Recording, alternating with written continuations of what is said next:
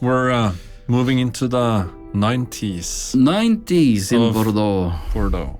Yeah, let's just jump in there. Yeah. 1990, lovely vintage. What's actually a bit weird is that 89 and 90 is two really fantastic vintages. There's actually quite a few producers who didn't do both of them brilliantly, which is a bit of a strange thing, even if many also did both brilliantly. But 90 is, in general, a very, very wonderful vintage. There's some really iconic wines made in 1990. It's also, we are already done the best vintage of the decade, for sure. There's no competition. None of the other vintages reaches up to the level of quality that 1990 has. So 1990 is definitely, that's the one. But how available are these wines, 1990 and the rest of that decade? Are there bottles left? Can you? Oh get them? yeah, no problem to buy bottles. You just have to pay. Yeah, so you can definitely get bottles from the 90s.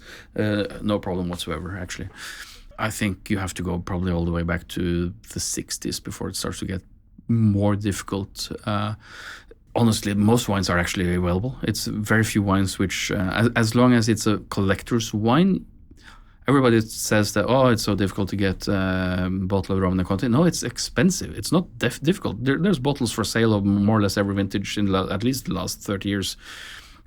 The question is, do you have 30,000 euros to pay for that bottle? That's the question. It's not if it's difficult to get, because, yeah, there's shops everywhere on the planet that has...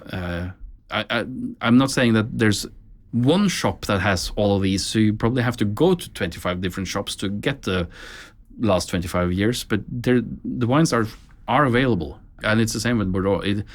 If you want to have a collection of the last 25 years of whatever chateau, as long as it's a Grand Cru Classé or sort of that sort of quality level, it will be much more difficult to get 25 vintages of a Cru Bourgeois. But on the other side, it might be that Cru Bourgeois in their own cellars still have, because they didn't sell out. So sometimes it's actually easier to just contact the chateau and ask if they still have, and not all of them, but some probably still have at least half of these vintages left in some sort of quantity. And that's another thing. When I started almost 30 years ago, there was a massive difference in price between lousy vintages and top vintages. So I remember I could buy first growth in a crappy vintage for probably 40 euros, maybe even 30, while a top vintage was 150, 200 euros, or even 500 euros already back then. 82s, for example, were always very expensive, while you could easily get the 83 for 70 euros a bottle, which was very nice, but the 84 or 87 would probably be 40 euros. So it was a big difference in price between average and not good vintages and expensive vintages, while that has much more leveled out today. So for some reason, people think it's fun to spend 500 euros on a first growth from a vintage which is definitely dead. What's inside that bottle is definitely not drinkable. If there's something in there, it's probably vinegar. For some reason, that has happened in the last 15 years, where people like to spend a lot of money on crap vintages just because they're old. I have no idea why. So it's a strange phenomenon, because back in the days, it was really inexpensive to explore the weak vintages.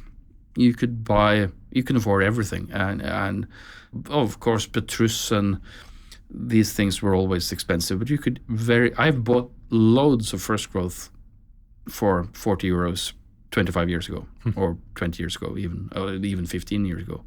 So this happened after 09-10 vintage, where things really got way more expensive, where everything got way more expensive. I've sat in restaurants drinking, probably paying 70 euros for 91 Mouton or 94 Mouton, in 2006, 2007. So yeah, of course, that's almost 20 years ago now.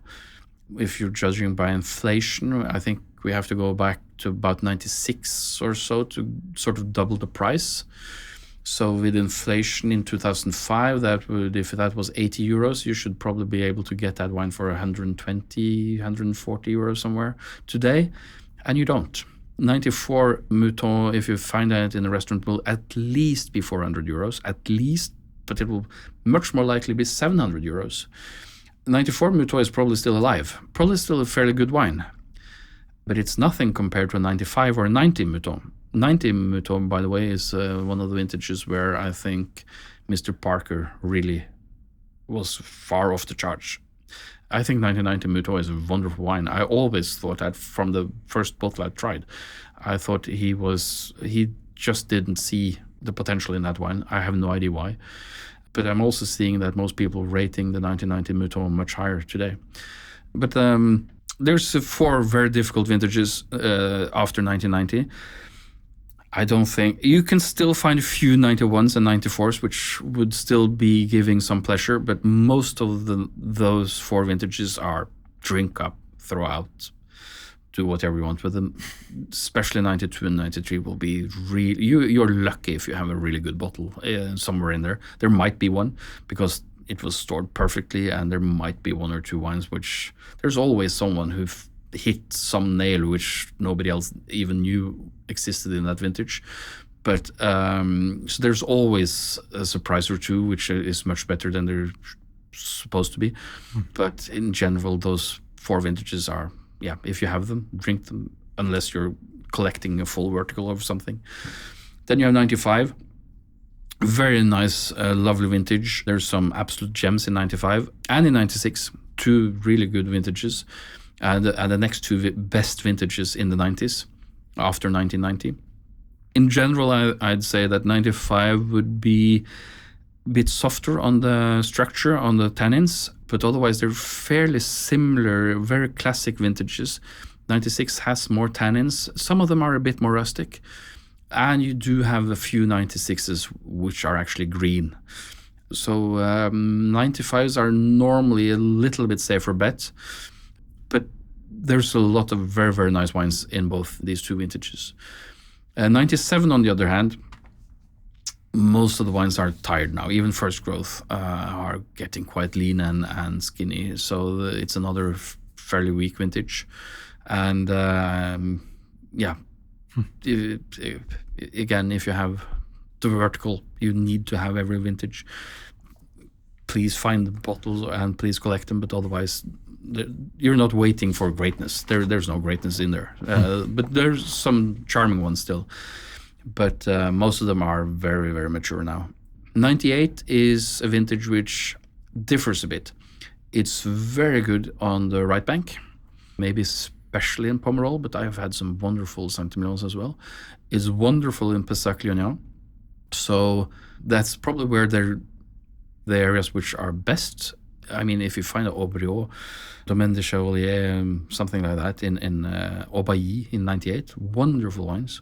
While in the rest of Bordeaux, it's a good vintage, but not as lovely as in these communes. 99, bit of it's a little bit weaker than the 98, very classical, but there are some really charming 99s. I like 99s, but most of them are really like most 98s, really in their spot where drink them over the next decade. They're probably not going to improve that much, even if some of the best 98s might still, they will survive much longer.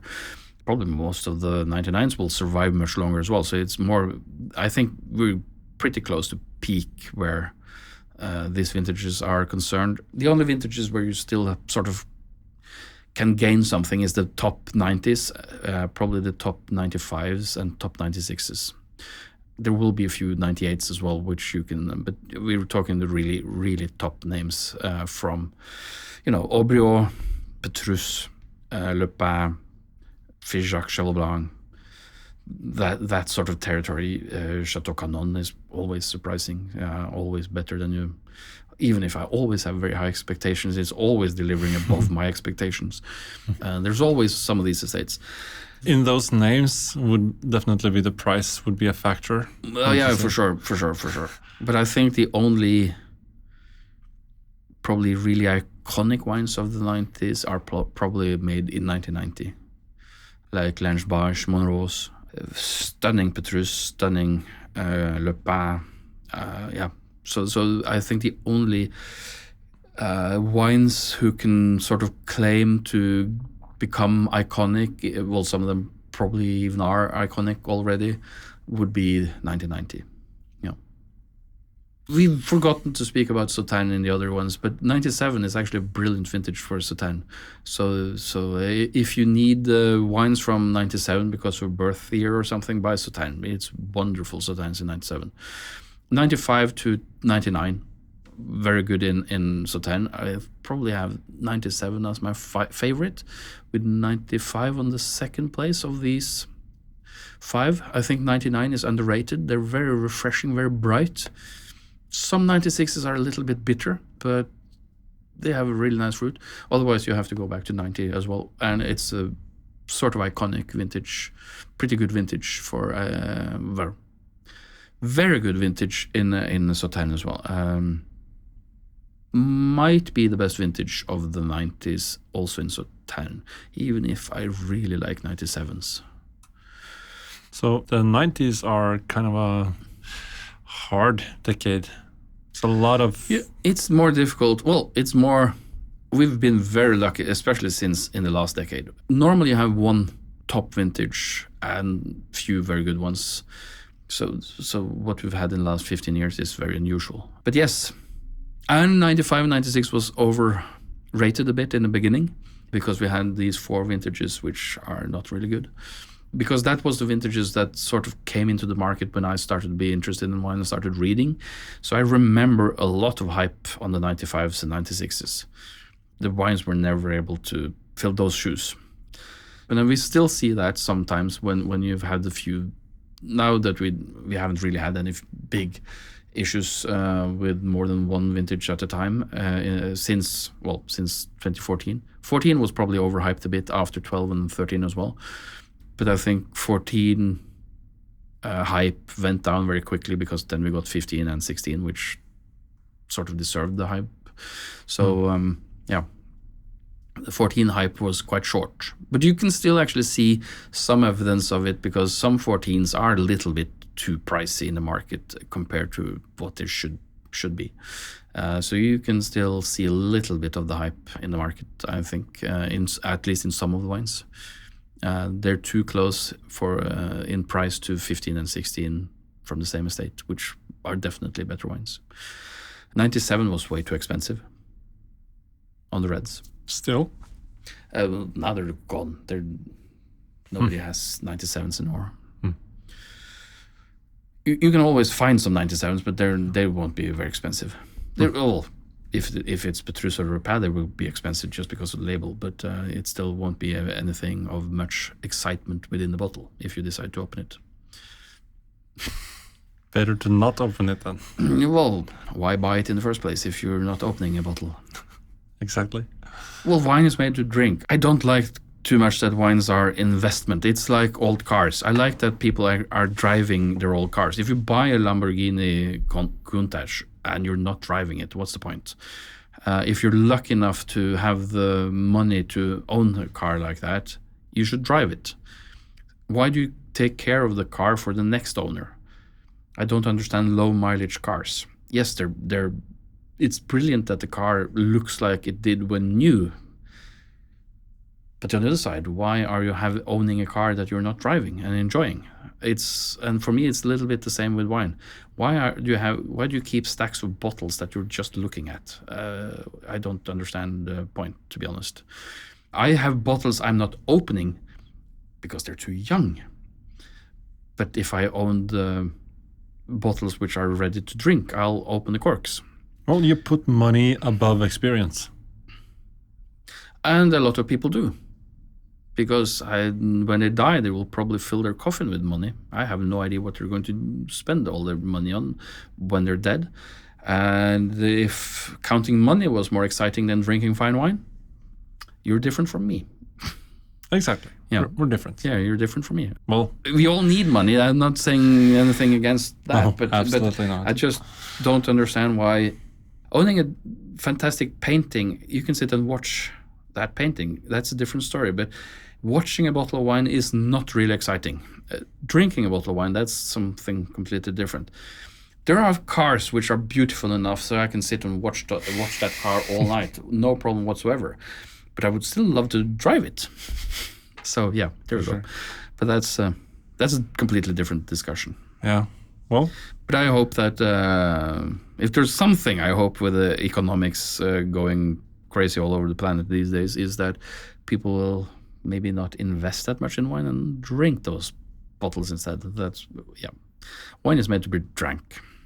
Yeah, and that explains also, that people invest in wine, that the prices have gone crazy. Yeah. But also we now know that most of those bottles were never drank, so there's warehouses full of wine. So there's if we don't see a big fall in wine prices now, we will probably never see it.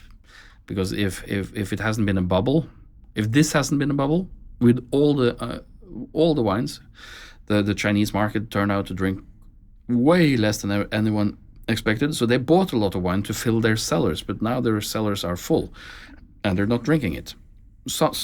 I know some Chinese who drink a lot of wine. They drink almost that European level, or some maybe even more. So I'm not saying that 100% of Chinese people don't drink wine, but there's much fewer than you expected, or at least the market expected. And there's all other important markets which are going down as well, in general, everyone drinks less. Europeans were the big consumers all the time, and each generation now drinks less than the generation before. Everyone is super worried about the 25-year-olds or people in their 20s. I'm not really that concerned, because that generation is too young. Nobody ever drank a lot of wine when they were in their 20s, unless they were sort of working in the wine industry. Well, I had a few friends who also drank a little bit of wine, but everyone drank spirits and beers and drinks like everyone else in their 20s. When I grew up, I was sort of seen as the old hat who sat there with my red wine. I can't imagine. Driving an old Mercedes and drinking red wine. Yeah, was a pensioner already back then. And then that's nice. And I started really early. I got interested in wine when I was 18. And now I'm 45. It's only in the last 5 years, 6 years, maybe 7 years, where I start meeting people my age or a few years younger than me in both the wine industry and elsewhere in wine tastings. I've been hanging with people older than me for 20 years. Most of the people I still meet are older than me. So, because the thing with the 20-year-olds today, which encourages me, is that I can go into a restaurant in Florence or in Bordeaux, where I'm at 45 years, is all of a sudden the oldest person in the room. Meaning people in their 20s and 30s, they go to restaurants. My generation never did. We went to the kebab shop or the pizza place. Going to a restaurant was maybe a pizza place which also had seats. Mm-hmm. We didn't go out to have a steak. We didn't spend money on that. Very few did in my generation. So, and I guess going to a restaurant was very expensive. Also because we were a generation who bought cars, which these young people do not in the same degree. So we couldn't afford it because we spent all our money on cars. Yeah. So that's a different thing as well. Yeah. But anyway, I'm not worried, because if you're starting to spend your money in restaurants, and you will fairly quickly realize that gin and the steak doesn't really work. So you will be heading for the red wine list quicker than most of my generation did, at least. Yeah, because it's about that. It's not only that the young generation is focusing on drinking less alcohol, as in it being a lot more healthy.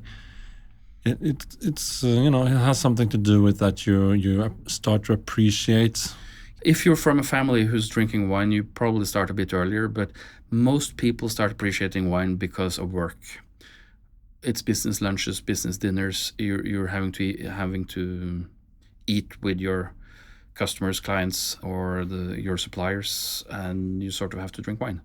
That's a way into the wine business, or not That's the one wine way. business, but as a wine lover for a lot of people. Yeah.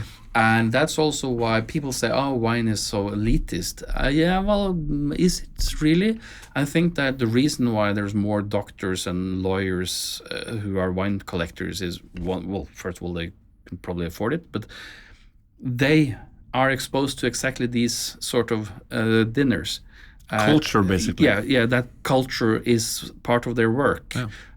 It isn't if you're a taxi driver. So it's much more difficult if you're a taxi driver to get into the world where wine is served, which is the normal way at least in countries like Norway, where there's no wine producer. Well, there are 5 wine producers or so in Norway. We don't have a culture of, you're not going to inherit a winemaking farm, so you're not exposed to wine. There's no schools for wine education. Well, WSET, of course, and sommelier, but that's when you're in the business.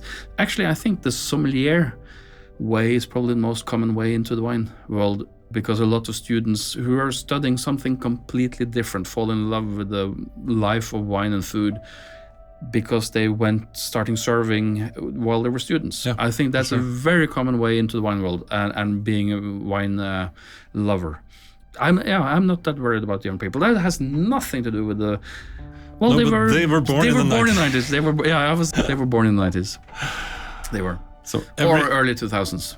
Everything that we just talked about came out of the theme of this episode, which is the vintage of the 90s. Yeah, which bloody well was the coolest decade ever. Some of the coolest cars, coolest fashion, coolest music. The 90s were brilliant. And if you want wine from that decade now, it's the 1990 for sure. Well, Bordeaux that's the best vintage, but in general, the 90s is a very, very good decade to drink wines from now. If you want the more developed ones, it's the youngest decade where all the wines are definitely developed or developing. In the 2000s, you still have wines which haven't really gotten there yet, but in the 90s, everything is well within. There's nothing you have to wait for.